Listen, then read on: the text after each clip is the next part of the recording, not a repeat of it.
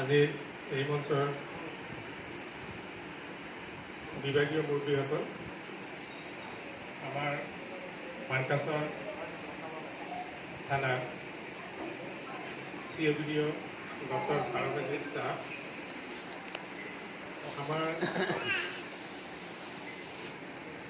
ধুবড়ী জেলা সাউথ চমারা মানকাছড়া জেলার গায়রক্ষী বাহিনীর জিলা কমিটির সভাপতি রইসল হক মিয়া, আমার বন্ধুবর জগন্নাথ ঘোষ আর আইনী বিভাগের মুরব্বী আর আমার গায়রক্ষী বাহিনীর সম্পাদকসকল,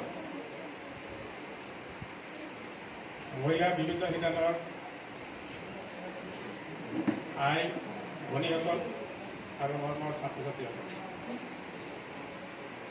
আজিৰ যিটো প্ৰগ্ৰাম, এই প্ৰগ্ৰামত ক'বলগীয়া মোৰ একোৱেই নাই, যদিও মাজতে দুই এষাৰ কৈছোঁ। বিভাগীয় কৰ্মকৰ্তা আছে, তেখেতসকলে ভালকৈ বুজাই দিব। বিশেষকৈ মই কালাপানী আউটপোষ্টৰ এডভাইজাৰী কমিটিৰ সভাপতি হিচাপে প্ৰত্যেক বছৰে ৩-৪টা কৰি এনেকুৱা এৱাৰনেছ সভা আমি পাতোঁ।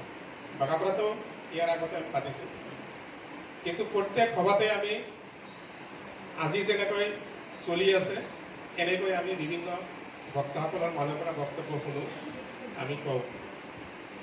কিন্তু দেখা যায় আমাৰ সমাজত কিছু পৰিৱৰ্তন হৈছে যদিও মানে একে সম্পূৰ্ণকৈ পৰিৱৰ্তন আজিও অহা নাই। দোষটো কাৰ? আমি যিবিলাক গাঁওৰক্ষী বাহিনীৰ সম্পাদক আছোঁ, বিশেষ কৰি অংগনবাদী আৰু স্বাস্থ্য সেৱাত থকা মহিলা মাতৃসকল, এখেতসকলৰ দায়িত্ব বেছি।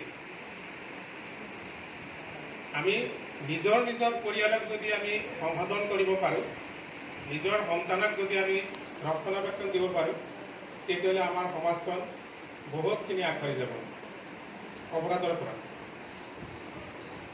আজিৰ প্ৰগ্ৰামত বিধান বহুতকেইটা আছে। বিশেষ কৰি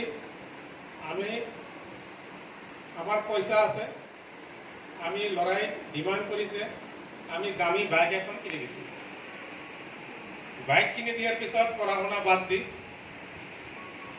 স্কুল সময়ত ৰাস্তা ঘাটে 3জন উঠি অনাই